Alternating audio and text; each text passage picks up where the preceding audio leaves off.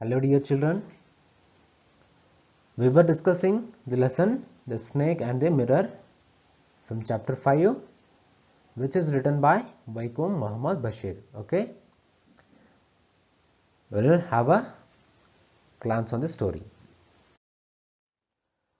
So before going to start the lesson, we will have a glance what we have discussed in the previous classes. Okay, so a poor homeopathy doctor is the narrator of the story here. He lived in a house where there was no electricity and was full of rats. On a summer night, he returned home late. Feeling suffocation, he opened windows. Okay. Then he lit up a kerosene lamp and sat on the chair in front of a large mirror and took out a medical book to study. Okay. He could not concentrate as the weather was hot. Okay. So till this much we have discussed in the previous class. Now we will have a brief discussion on the further lesson. So he tells that I went back into the room and sat down on the chair. I opened the box beneath the table and took out a book, the Materia Medica. I opened it at the table on which stood the lamp and a large mirror. A small comb lay beside the mirror. So what happened here? He came back to his room and sat on a chair, and he opened the box under the table and took out a book named Materia Medica. So the book name is Materia Medica. He kept it on the same table on which a lamp, a mirror and a small comb was lying. He opened it and sat down. Okay. So moving to next paragraph. One feels tempted to look into a mirror when it is near one.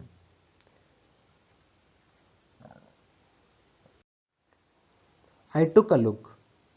In those days, I was a great admirer of beauty and I believed in making myself look handsome.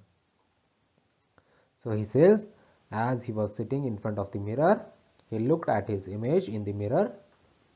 He says that he was a great admirer of beauty. As he was a young man, he liked to appreciate beautiful things and wanted to improve his looks to look more handsome. Okay. I was unmarried and I was a doctor. I felt I had to make my presence felt. As he was unmarried and he was a doctor too, he was an eligible bachelor. So he wanted to make people know that he was also available. He then says, I picked up the comb and ran it through my hair and adjusted the parting so that it looked straight and neat. So he combed his hair, trying to set them properly. Okay. Again, I heard that sound from above. So when he was combing his hair, he again heard the same sound from above but ignored it. Okay. I took a close look at my face in the mirror. I made an important decision. I made an important decision. I would shave daily and grow a thin mustache to look more handsome. So he looked carefully in the mirror and decided that he would shave daily and grow a thin mustache because he thought that he would look better and more handsome with it. Okay. I was after all bachelor and a doctor. Bachelor means a man who is not and has never been married. Okay.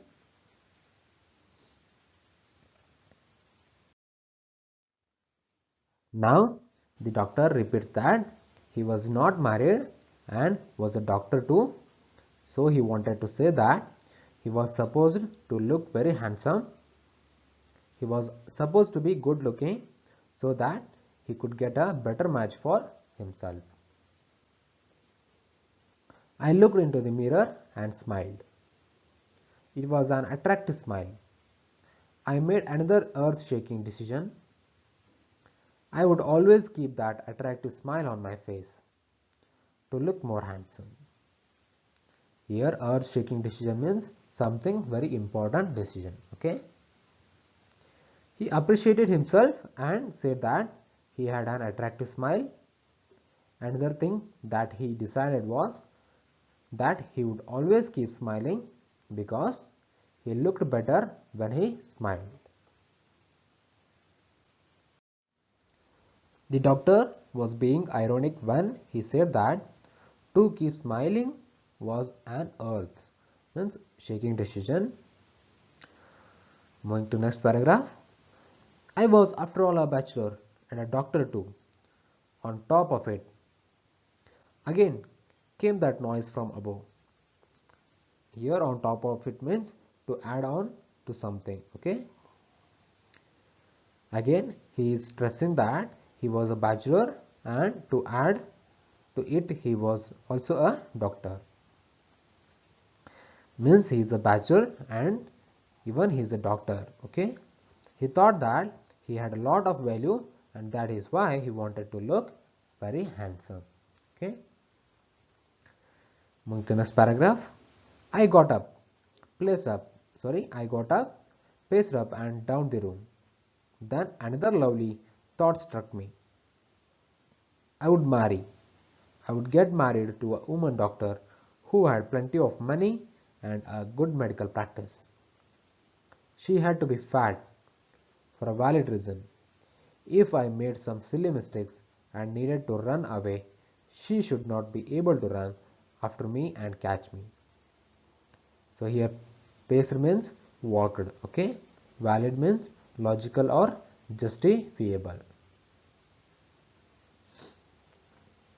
So he got up from his chair and started walking up and down in the room, and then he decided on one more thing. He decided to marry a woman doctor, one who had lots of money and a good medical practice. Further, the doctor thought that he would marry a fat girl. For that, he had a logical reason. He reasoned that if sometime he makes some mistake and his wife chases him in anger to hit him, she will not be able to run fast and catch him if she would be fat. Okay. I hope you are understanding that. Whenever the doctor makes a mistake, then there must not be any chance of chasing him by his wife. So he wants to marry a fat girl or fat woman. With such thoughts in my mind, I resumed my seat in the chair in front of the table. There were no more sounds from above. Suddenly there came a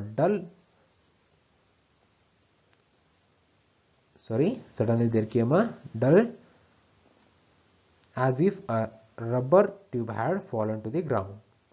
Surely nothing to worry about. So, thinking all these things, the doctor again sat down on the chair. Now, the sound had stopped, but all of a sudden, something fell down, making a sound of a thud. It felt like some rubber tube had fallen, and the doctor did not bother about it. Even so, I thought I would turn around and take a look. So, but then he thought of turning around to see what had fallen. No sooner had I turned that a fat snake wriggled over the back of the chair and landed on my shoulder. The snakes landing on me and my turnings were. Here, turnings were simultaneously. Here, wriggled means crawled. Simultaneous means happening at the same time. Okay. As soon as the doctor turned, he saw that a big fat snake had crawled over the chair and sat on his shoulders. The timing of the doctor's turning around and the snake's landing on his shoulders was same. Okay, at the same time only, when he turned, the snake came and sat on his shoulder. I didn't jump, I didn't tremble, I didn't cry out. There was no time to do any such things. Okay, he did not panic, jump or tremble. He did not shiver, he did not scream. It happened so fast, so instantly, that he did not have any time to react to the snake. Okay. So, as soon as the doctor turned, he saw that a big fat snake had crawled over the chair and sat on his shoulders. The timing of the doctor's turning around and the snake's landing on his shoulder was the same. Okay. He says, I didn't jump, I didn't tremble, I didn't cry out. There was no time to do any such things. Okay. The snake slithered along my shoulder and coiled around my left arm above the elbow. Here, slithered means twisting and crawling motion of the snake. Okay.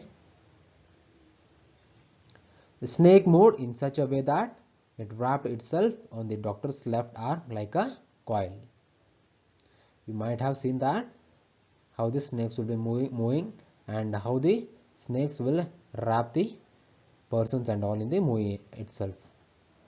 The hood was spread out and its head was hardly 3 or 4 inches from my face.